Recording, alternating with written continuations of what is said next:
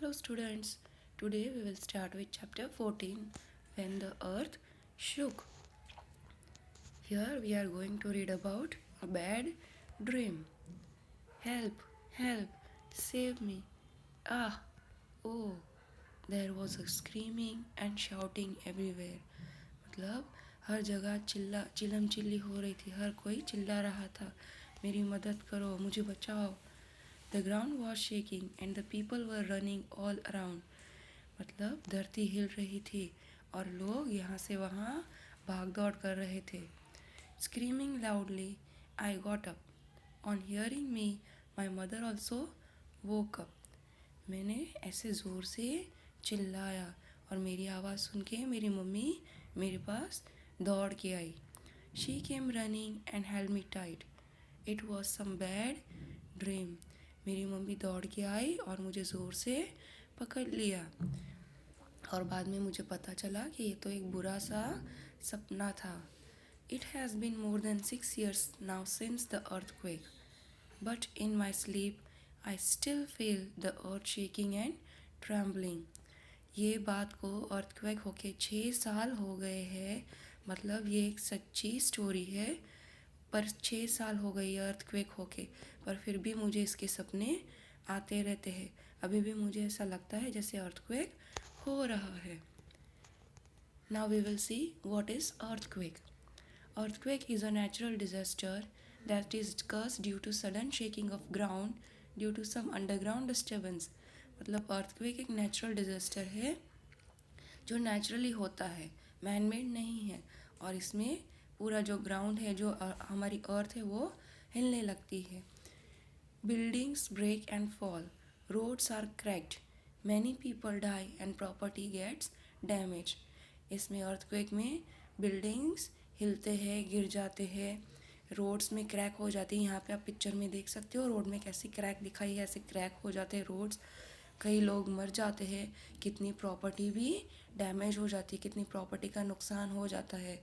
जैसे घर है, घर के अंदर की सारी चीज़ है, जो भी व्हीकल्स है, ये सारी चीज़ों का नुकसान हो जाता है. Now we will listen to the story of that girl. I am Jasma. I live in the Kutch area of Gujarat. I was 11 years old when there was an earthquake. मेरा नाम जासमा है. मैं गुजरात के कच्छ एरिया में रहती हूँ. मैं सिर्फ 11 साल की थी जब ये अर्थक्वेक हुआ था. It was 26 January 2001. Everyone from the village, children and old people had gathered in the ground of the school to watch the parade on TV.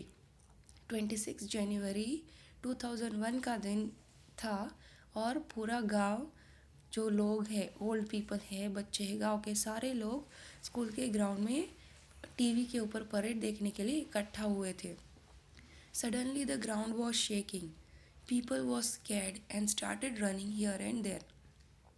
Suddenly क्या हो गया, अचानक ग्राउंड मतलब हमारी जो धरती है वो हिलने लगी. लोग डर गए थे, लोगों ने यहाँ वहाँ भागना शुरू कर दिया. No one knew what was happening and what to do. There was total panic. किसी को पता नहीं था कि क्या हो रहा था और हमें क्या करना चाहिए.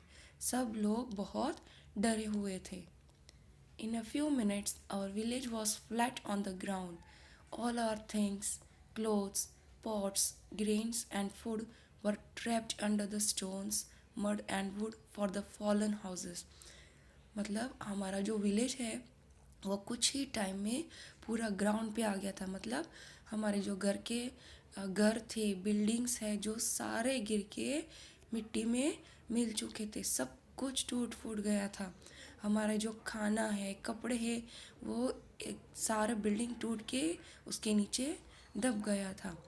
At that time everyone thought of two things: to save the people who were trapped and to treat the injured. पर वैसे टाइम पे भी लोग सिर्फ दो चीज़ के बारे में सोच रहे थे कि हम एक दूसरे को कैसे बचाएं और जिसको कुछ लग गया है, जिसको कुछ इंजरी हुई है, उन्हें हम क्या उनकी सेवा कैसे करें, उनको ठीक कैसे करें. The village hospital was also damage. Many people were seriously injured. My leg also got fractured. The doctor treated people with the help of villagers. मतलब वो अर्थक्वेक हुआ था वो उस टाइम। तो वो अर्थक्वेक ऐसा था कि उसमें हॉस्पिटल भी पूरी टूट चुकी थी, पूरी डैमेज हो चुकी थी, लोगों को बहुत बुरी तरह से इंजरी हुई थी। और मेरा लेग, मतलब जासमा का लेग भी फ्रैक्चर हो चुका था, वो अपने बारे में बताती है। और जो वहाँ पे डॉक्टर्स थे वो गांव के लोगों की मदद मदद से लोगों की हेल्प कर रहे थे, उनको ठीक कर रहे थे। 6 people of village died. My grandpa, मतलब नाना, was also buried under the house. My mother wept all the time. Seeing my mother, I also cried. The entire village was sad and disturbed. मतलब हमारे गांव के 6 लोग मर गए थे उस टाइम पे। और मेरे नाना जो है वो भी घर के नीचे दब गए थे, वो निकल नहीं पा रहे थे। और मेरी मम्मी ये सब देख के बहुत रो रही थी। और मेरी मम्मी को देख के मुझे भी बहुत रोना आ रहा था। पूरा गांव बहुत दुखी था और डिस्टर्ब हो चुका था। House of Mota Bapu, who is the Sarpanch of our village, was not much damaged. He gave rise and wheat to everyone from his godown. जो घर हमारे विलेज में जिसे हम मोटा बापू कहते हैं, वो हमारे गांव के सरपंच थे, जिनके घर को बहुत नुकसानी नहीं हुई थी। और इसीलिए वो सबकी मदद कर रहे थे, उनके गोडाउन से हर किसी को गेहूं और चावल दे रहे थे खाने के लिए। For many days, the village women cooked food together at मोटा बापू's house and fed everyone.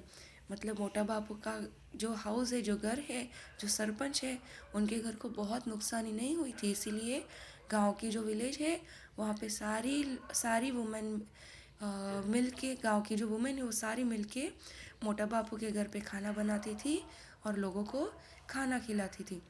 Imagine being without a house in the cold winter. Fear and the cold kept us awake in the nights. All the time we were worried that there may be another earthquake. सोचो, अगर आपके साथ ऐसा हो, एकदम ठंडी की season, पूरी तरह से हर जगह ठंड थी और किसी के पास घर नहीं रहने के लिए, सबके घर टूट चुके थे और सबके दिल में डर था। और ये डर के कारण पूरी रात भर सब लोग जाग रहे थे, ठंड के कारण, डर के कारण। और यही सबके मन में था कि अगर वापस दोबारा ऐसा अर्थक्वेक आ जाए तो हम क्या करेंगे, हम कहाँ जाएंगे। So children, we will continue with the Jasmine story in the next video. Stay safe. Have a nice day. Thank you.